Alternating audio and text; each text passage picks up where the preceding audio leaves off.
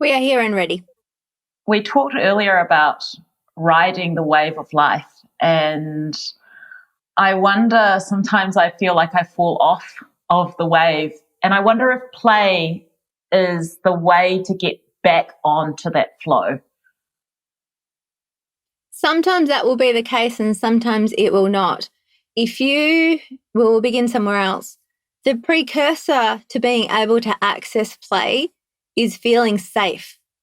So, depending on what it is that has knocked you off the wave, you may need to reclaim, refine for yourself, re-gift yourself the gift of safety within. Or it may be that play, you already feel safe and play is already available to you. So the determinant of what will uplift you in each moment is the energetic configuration of what is happening for you in the moment. There is no rigid rule to it. It is something that you uncover for yourself with your guidance and your knowing. That makes sense because sometimes I feel like I feel guilty when I'm playing and it feels off path for me. Um, and almost like I use it as uh, a way to cover up how I actually feel about a situation. We would like to So, invite you to speak more about it feels off path for me. so I've played a lot in my life, and I have made myself feel guilty about how much I've played and not taken life seriously and where my life has ended up. I guess I'm in a bit of a comparison cycle with people who are of the same age as me, and I feel like they have more going for them, even though I've had a fantastic, beautiful life playing.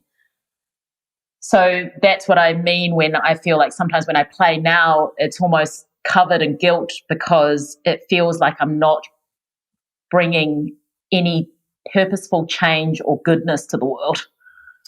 That is because you are falling under the misunderstanding that play is frivolous, whereas play is alignment. We will go deeper than this. There are two modes of play that can sometimes be confused by humans. The play of which we speak is the play that has the energy of expansion and alignment. Sometimes what people will consider play is actually wounding, looking for soothing. So there are people who engage in activities that are not for the betterment of themselves or not for the benefit of themselves that they would consider play, that are actually the desire to numb a pain or soothe a pain. That is not the kind of play that we are encouraging you to play with in terms of alignment and following your impulse to move forward in your life. So there is a clarification that is required there for those of you that are misunderstanding and therefore hearing the energetic incongruence when we encourage play. Play feels light.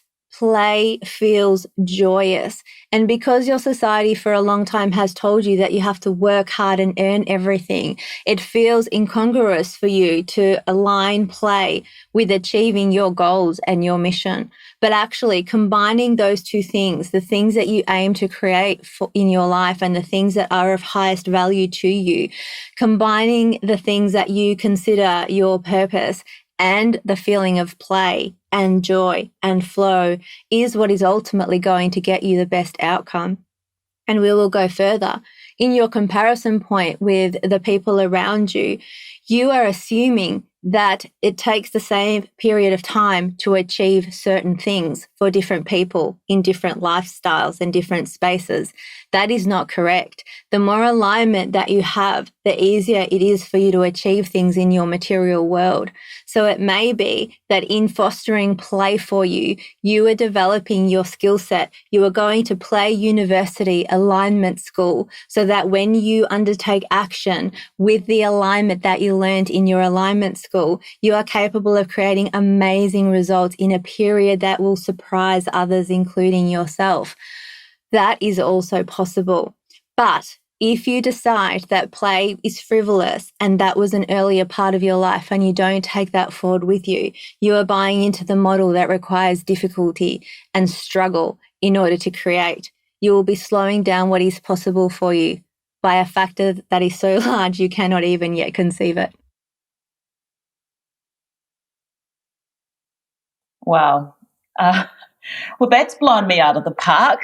Go back to the park. The park is playful. Play in the park. Lie down in the park. Look at the stars and tick that off your to-do list. Make it important. Put play on your list of priorities. Put joy on your list of priorities. Why else do you do anything? That's so true. I used to prioritize play, and it's slowly making its way back, but with the guilt attached. But thank you for talking so much about it, because it's giving me joy just listening to this pathway that is possible for me. The guilt is a misunderstanding. It is as though now that you have become an adult and a grown-up, you need to do your big grown-up adult responsible things, and play is frivolous and for before and for children. And so you berate yourself for the times that you choose play because you should know better and you should be achieving the things and doing the things. Does that sound like it has the potential to create miracles for you?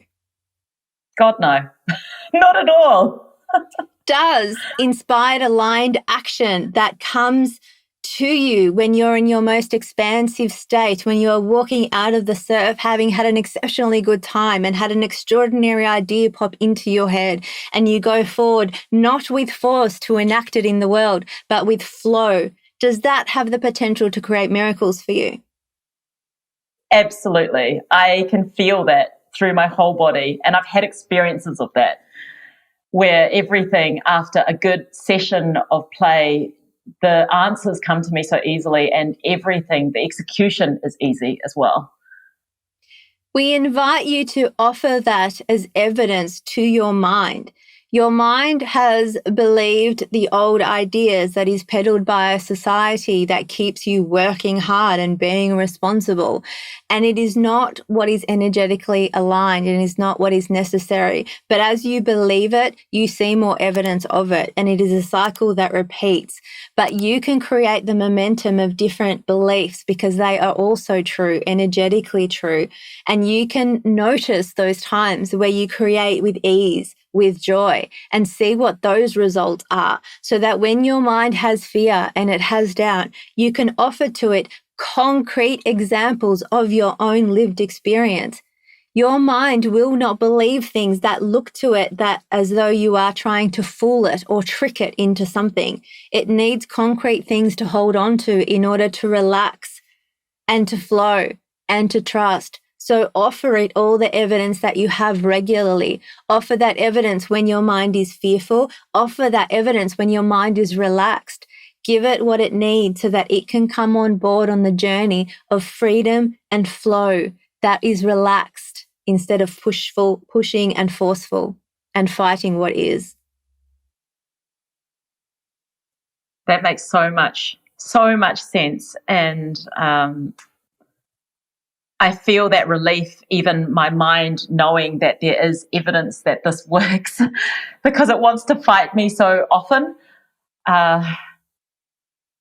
I wonder if you can just speak about why the mind wants to do that instead of be on board already. Like, if I have evidence, why not just be on board with me?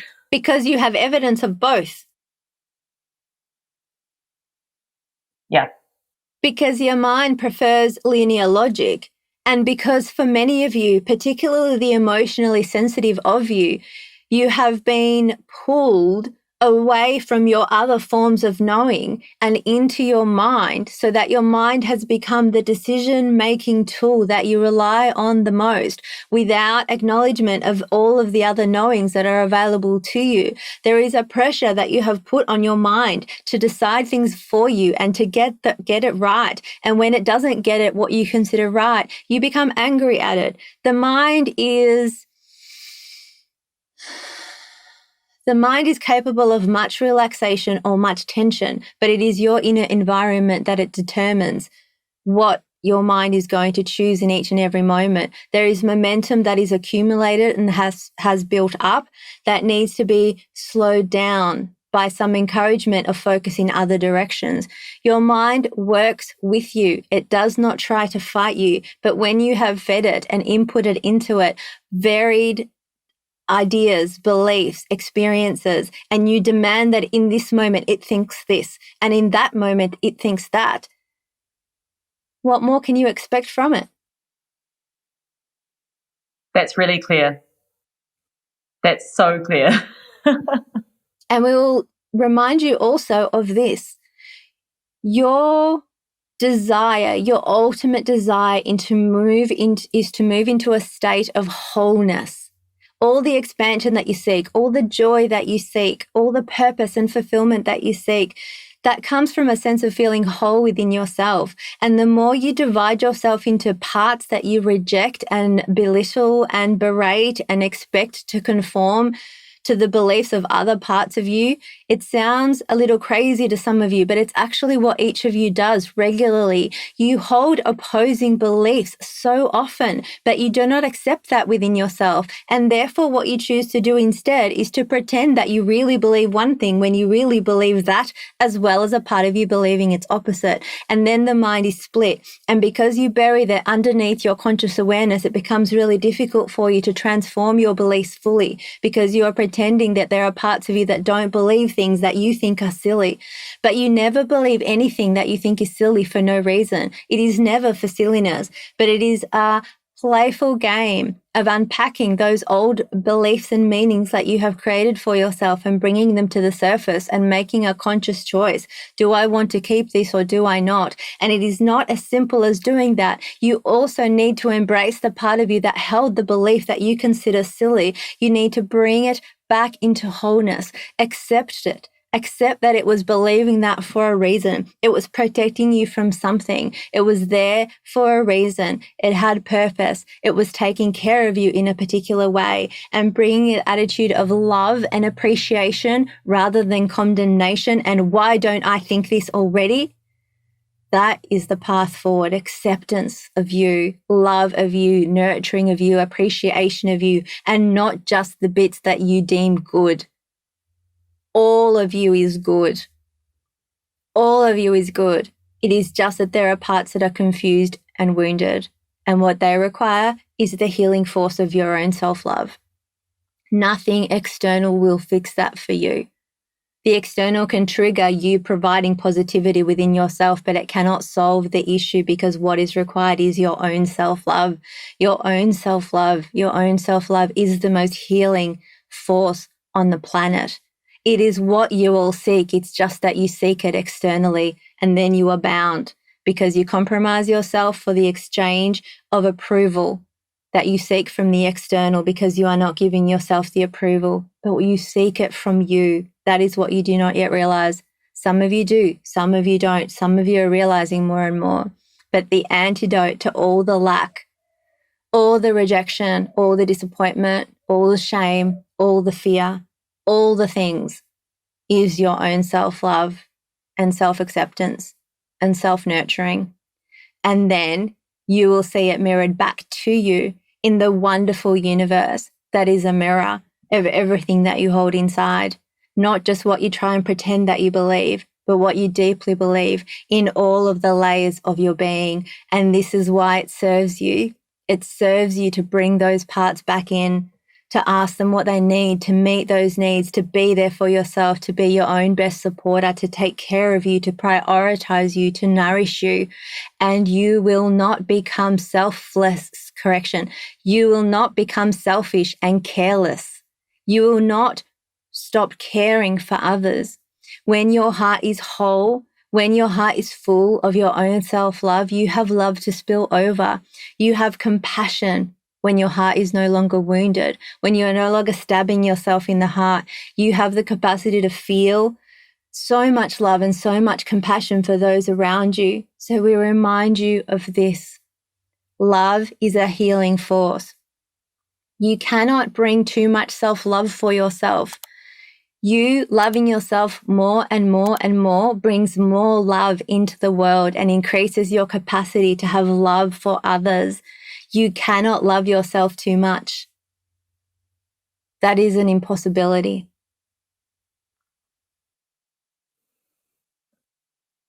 Wow. I don't know where to go with that, because I'm feeling so emotional having that confirmation of never having enough love for yourself. I don't think I've experienced that for myself yet. Imagine the waves of life that you will ride when you are full of self-love. That is the surfboard. That is the board of support that you need in order to carve those waves with joy and not with dominance. I can't wait for those waves. You do not need to wait, and we will conclude by saying this. Each one of you loves yourselves already. This is not a new journey. We invite you to consider all the times when you are outraged, when you are not treated well, those times where you become angry at people where they are not kind to you. That is your self-love. Each of you has it already. It is not something new that you have to find and add to yourself. It is a diving deep to uncover what is already there because it is your very nature. There are just some superficial things on top that it would be helpful to clean up in a joyous, playful way. Self-love and self-acceptance is the doorway to everything that you want, because once you will walk through it, you will feel worthy of receiving all of the things that the universe is ready to line up for you when you are ready to receive them. We love you. We love you. We love you. Go well.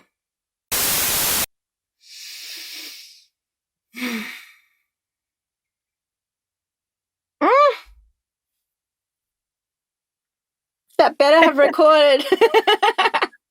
I'm pretty sure it was recording. Holy hell. All right. Stop recording there.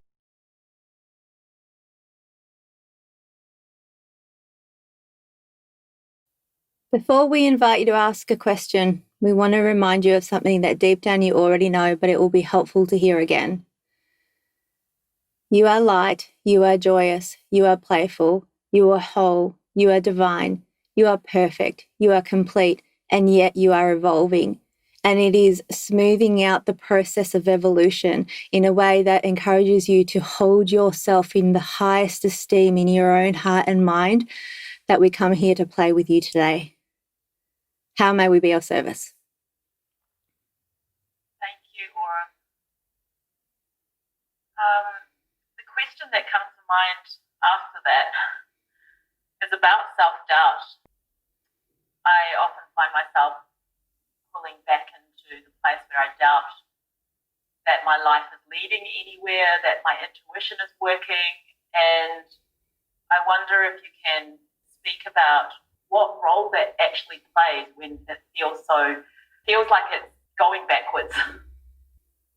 We find it interesting that although we are able to feel into your experience and are aware of the fact that many times you are completely connected to your wisdom and your purpose and your joy and your intuition, your focus tends to be on the times where you are not. Are you aware of that? Absolutely. Do you also find it interesting? It's like it's a beacon that calls me, and I'm almost addicted to looking at it, and I can't not focus on it. We will help you here. The reason that you can't not focus on it is that you have trained yourself to focus on it. We reference childhood often because we want to help you in an experience of yourself and what you see in others connect into a specific energy and experience. You were born, you were a child, you were joyous and you were playful. And when you needed something and it wasn't provided, yes, you would cry. And so in that sense, it could be said that you were focusing on a problem. But what you actually were was present. You were very focused on all of the toys and the joys that were available to you in the moment when they were also present. So we remind you that this has not always been the case for you. This is something that has been unfolding and developing and building upon itself and growing over time in terms of habit, in terms of energetic habit, mind habit. However, it is not what is natural for you and it is not what is optimal for you. We are mindful in saying this, though, that we do not want you to focus exclusively on the positivity and ignore the moments when you are aware of the negativity arising. So we invite you instead to do this. Be joyously present when things are going well. Be actively in a state of appreciation for your amazing knowing when it guides you to amazing consequences and results for yourself. when you are flowing with divine inspiration and things are going amazingly well, build the awesome of that.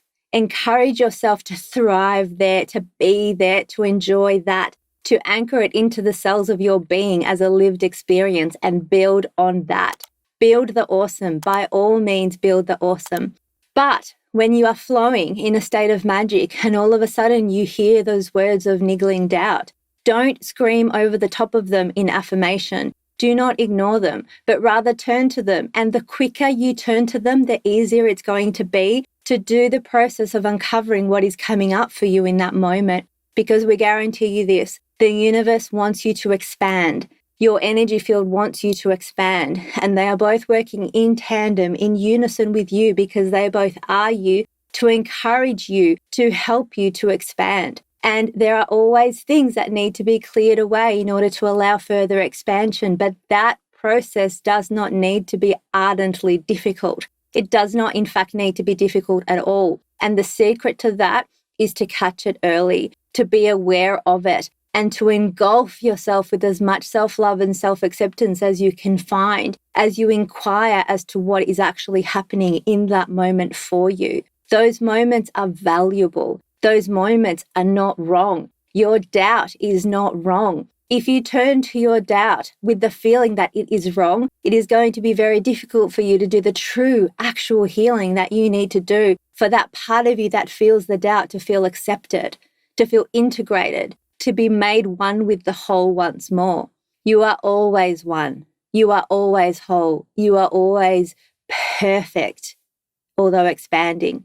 But we want you to live this as an experience. And right now, when you are in that place of doubt, there is a division between your experience and your reality in terms of your divinity. You can never do anything that reduces your worth. You can never do anything that reduces your divinity. But you can disconnect from your experience of it and therefore feel powerless and at the effect of life.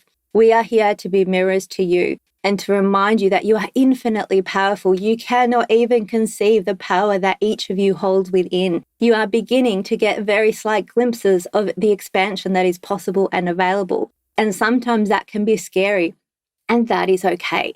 That is when you turn to those parts of you, the parts of you that are scared, and you reassure them that things will happen in a way that unfolds naturally for you, and they don't need to be ready for more than they are ready for in this moment. Encourage yourself to grow. Encourage yourself with softness, with gentleness, with the carrot and not the stick. Wow. I've got tingles through my body, and it feels so playful and delightful. It feels like when I've just had a surf and I'm at my highest high, listening to what you have to offer. We encourage you to surf the waves of life. Use your experience of surfing and surf the waves of life. That is what you're intended. You are meant to be carried. It is meant to be joyous. It is meant to be fun. It is meant to be an adventure, an exploration into more and more levels of growth and joy and expansion. Oh, I love that. I love that so much. You love it because you feel the resonance, because you know it's true, because we remind you of this again and again, and we'll do so here. We are just mirrors. We are showing you things that you already know, but have just kind of forgotten or left behind a little, but you never lose it. And so when you hear us speak it, you get tingles and shivers because you feel the resonance of it. There is a part of you that recognizes the truth in it. And we love that. So true. I'm feeling the riding of the waves, the riding of life to be such an easier path than trying to carve out a way to live my life. We dare you to go to the ocean and try and physically carve a wave using a tool. We understand that carving a wave is a surfing term, but imagine trying to stand there and stop a wave from hitting the sand. Imagine trying to force a cut into an actual wave, trying to change it. Imagine that. That is what many of you are doing with the waves of energy that you are meant to be riding, that the universe provides to carry you forward to the things that you want. Do not try and force your outer circumstances to be different. You can try, but you will not feel light and joyous. Instead, do the inner work, the playful work of exploring yourself internally and opening up the doors to the receiving of all of the things that you want. And when you do that, the waves will carry you naturally. That is as it is designed. That feels so much easier. It is meant to be easy. It is meant to be easy. It is meant to be easy. But there is a misunderstanding that many humans have currently that easy lacks value, that easy is lazy, and they have to earn the things and prove their worth. That is a misunderstanding. It is not what's true. This is what's true. Inspired action may have challenges. You may experience it as somewhat difficult, but inspired action has the expansive quality of ease in that it feels right, it feels flowing, it feels joyous. Ease is not a cop-out. You know when you are copping out. Your guidance, once you learn to connect into it, will let you know what will be of most benefit for you. And that if you get clear with yourself and if you get honest with yourself, you will know when you are actually copping out.